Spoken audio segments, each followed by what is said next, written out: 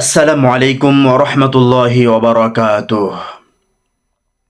একজন ব্যবসায়ী দোকান থেকে মসজিদের দূরত্ব 400 থেকে 500 গজ মতো হবে।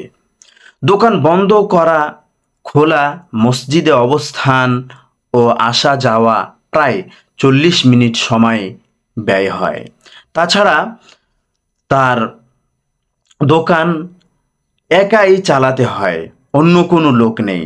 দোকান খোলা রেখে গেলে প্রায় সময় এটা সেটা চুরি হয়ে যায়, আর বন্ধ করে গেলে 4 অক্তে 40 গুণিত 4 প্রায় 2 ঘন্টা 40 মিনিট সময় ব্যয় হয়। ফলে ব্যবসার ক্ষতি হয়।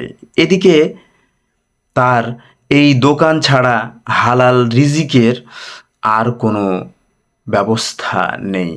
এই সকল কারণে সে সব সময় মসজিদে জামাতে শরিক হতে পারে না। অনেক সময় দোকানে জামাত করে, আবার কখনো একাই নামাজ পড়ে। এ অবস্থায় সে মসজিদের জামাত তরক করতে পারবে কিনা? এ অবস্থায় সে মসজিদের জামাত তরক করতে পারবে কিনা?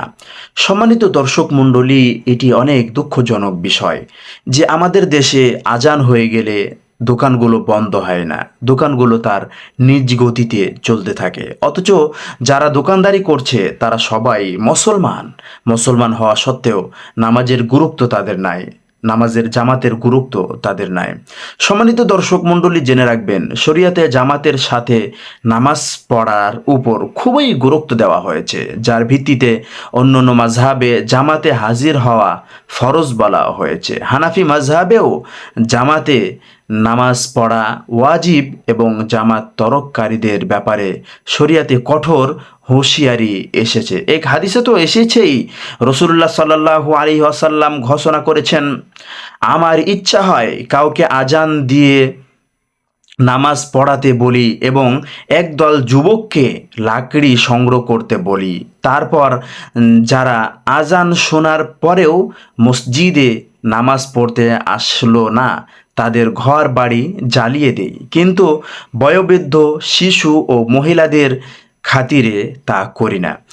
সুতরাং আপনি আপনার মতো দিনদার লোকদের নিয়ে নিকটবর্তী স্থানে একটি পাঞ্জেগানা মসজিদ তৈরি করতে পারেন। আমরা এই কাজটি করব। সম্মানিত দর্শক মণ্ডলী, এবং ওয়াক্তে একটু ক্ষতি হলেও জামাতে চেষ্টা করতে হবে। ওয়াক্তের একটু ক্ষতি হলেও জামাতে যেন আমরা শরিক হওয়ার চেষ্টা করি।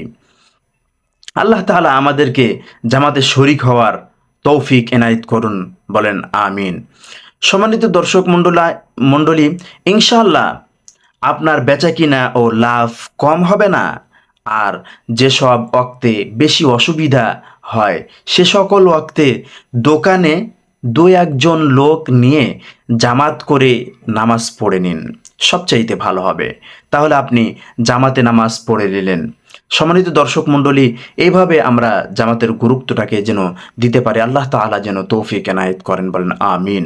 এতক্ষণ আমাদের সাথে থাকার জন্য অসংখ্য ধন্যবাদ। আর হ্যাঁ, আরও একটি কথা জেনে রাখবেন যে প্রতিনিয়ত এই ধরনের কথা শোনার জন্য বা এই ধরনের বিষয়গুলো আপনারা সাজেশন জানার জন্য আমাদের এই চ্যানেলটিকে সাবস্ক্রাইব করে রাখুন। আসসালামু আলাইকুম ওয়া রাহমাতুল্লাহি ওয়া বারাকাতুহু।